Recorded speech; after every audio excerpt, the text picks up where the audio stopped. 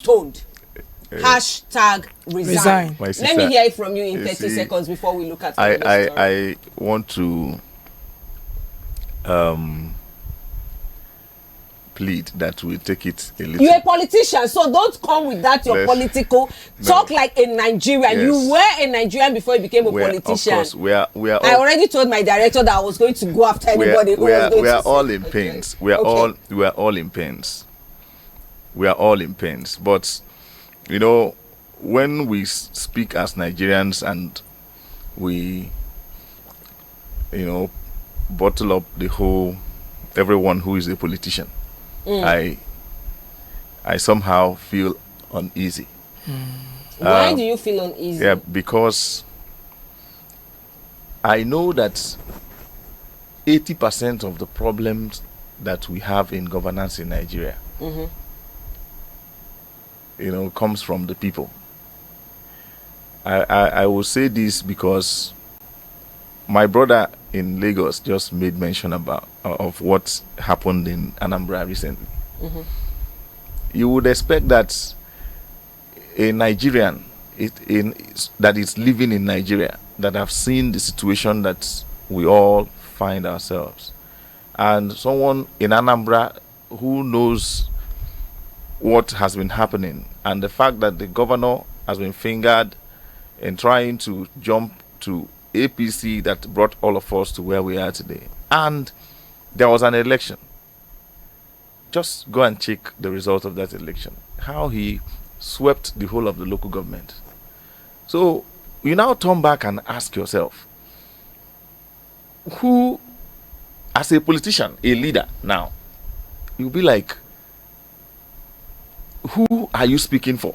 Who are you fighting for? You turn back at the people that you are trying to defend, and you don't see anybody standing with you. So this is where I pity leaders and politicians also. And I want to say this here. Nigerians should be able to dust themselves. I understand that poverty is everywhere. But if I give you 100,000 naira today, even if you are the best manager in the world, that 100,000 in today's Nigeria will not last more than 2 weeks. But you have a whole 4 years to deal with. So I want Nigerians to please listen more to your leaders, political leaders. Hear what they say, and also check their character.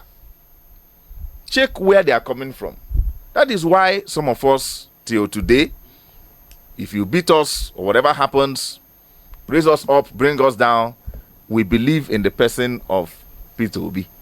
And we say it every time because we have seen who he is, we have heard what he says, and we are convinced that this is the kind of person that this country needs. Sure. Okay, so you cannot expect APC government to do more than what they are doing now.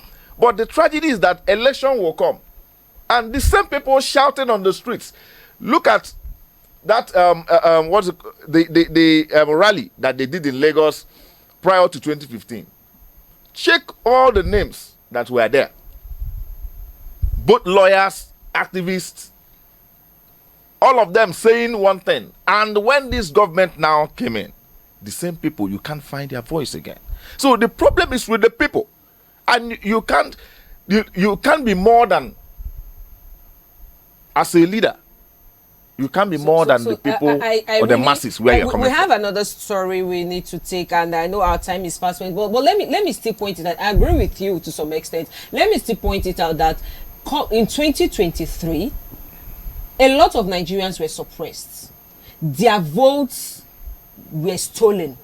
Their will was trampled upon. Agreed? Agreed. Yeah. Agreed. Clearly. So now, in such a case, you don't generalize that, oh, Nigerians are selling their rights. It's not every night. I didn't sell mine. Neither do I. Neither did you. And I'm Congratulations. sure you did not. Congratulations. So it is not every Nigerian that sold their rights. It is not every Nigerian that, decide to vote bad leaders. But if you listen to the hashtag we're campaigning on here right now, we're not saying, oh, there was a conditional statement. If you don't know what to do, resign honorably.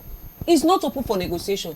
You can't be there. Okay, let's take a look at our educational system. Our caller for today pointed that out. Today there is a new policy. Tomorrow there's a new curriculum. The next one, another person cancels. Toying with the education of our children. Clearly. How dare they? A lot of them went to school for free. Yeah. A lot of them had the best of education. Yeah. These same people making these policies, where are their children? Their children are not in the country. Their children are schooling abroad, having the best of education. And then they are grooming their children to still come and lord their ways over us. Hell no. Hashtag resign if you don't know what to do. Honorably. Or else Nigerians will kick you out. Before you come, I have a comment here. The comment said Nigerians are under a new colonial master, our own brothers, not white men. Yes. All Nigerians have been turned into slaves. I agree 100%. But then it comes to a point, there's this Hausa adage, "Inturi yakai bongo." When push gets to shove, when you push someone to the point his back is at the wall, he doesn't have where to go to. Trust me, when that person bounces back, even you go shock. Nigerians go shock. Time is high time. My sister, I really appreciate the passion with which you are saying this today, and that is what Honorable Chendu, don't bring politics. Yes. You see, honestly, I share in that passion, but for me, it all boils down to the next election, because these people that are elected, from the president to the councillor, if they are elected councillors, every one of them is backed by the constitution, and we cannot throw away our constitution. So let me ask, why should we actually be thinking about 2027 election when we're still in 2025? It's unfortunate. Why should that be priority? That is what I'm saying, because human beings are slaughtered, your livelihoods are being taken away. You see, and you want us to be talking about 2027? That's misplaced priority. What I'm trying to say is that talking about 2027, if we cannot, would there be election when we all die?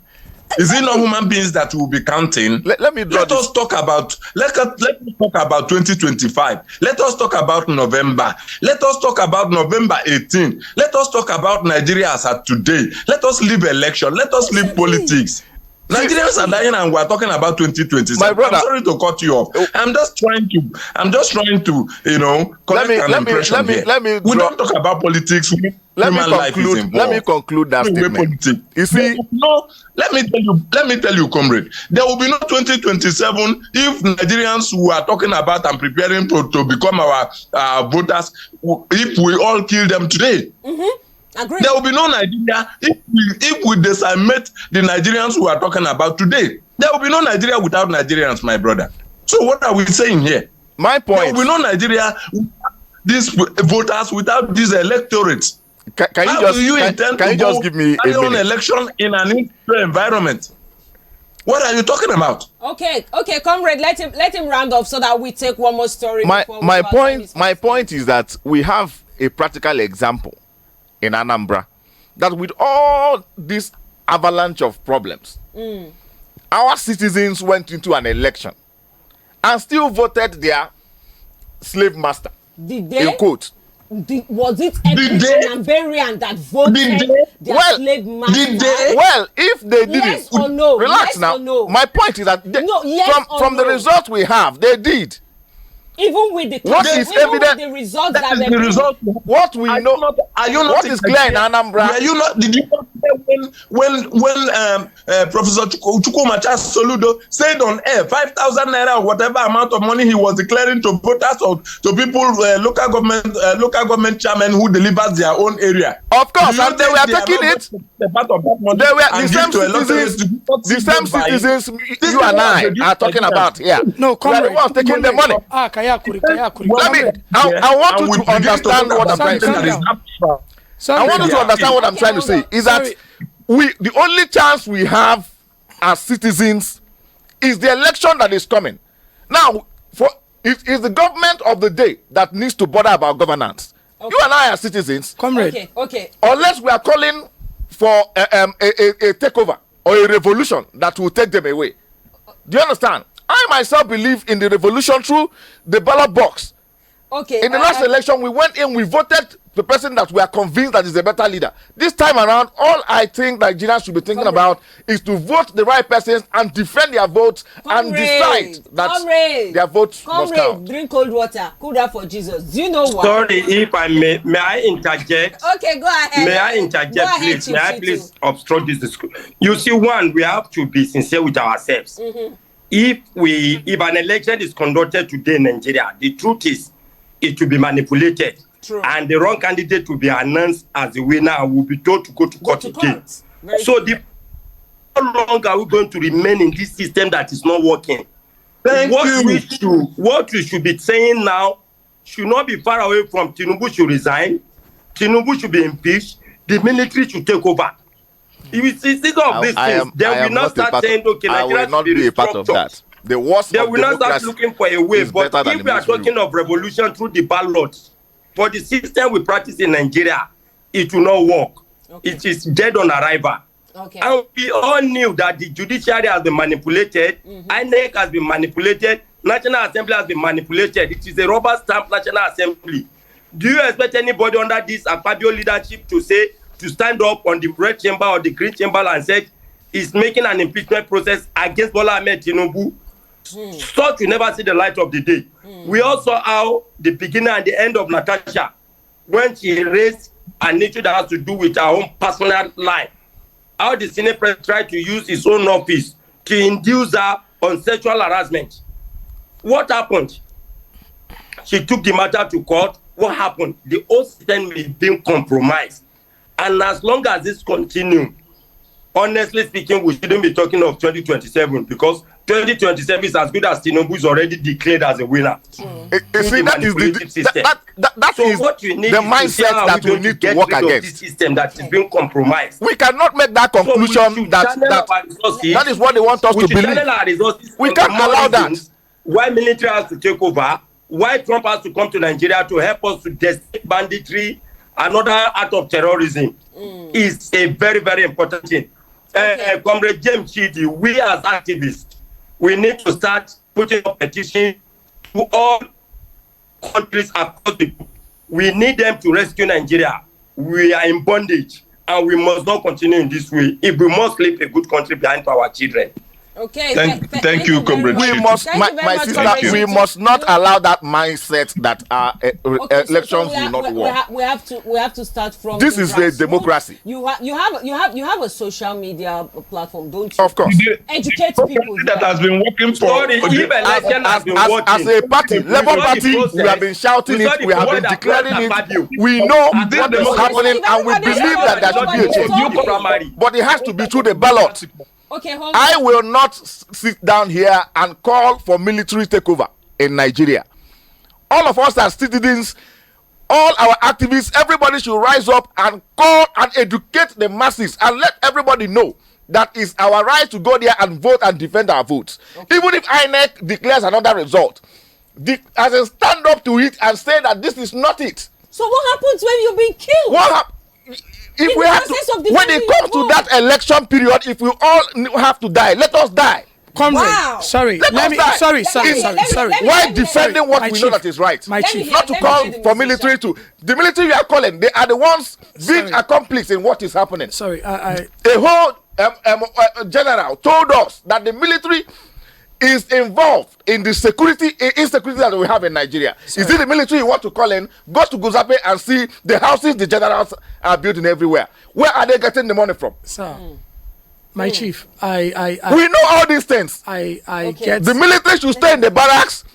Democracy must remain in Nigeria. Okay. The activists should stand up and do their job, educate the people, and stop taking handouts from the same politicians they talk about. Okay. Everybody is involved in this mess. Okay. For Christ's sake. Agreed. Everybody is involved.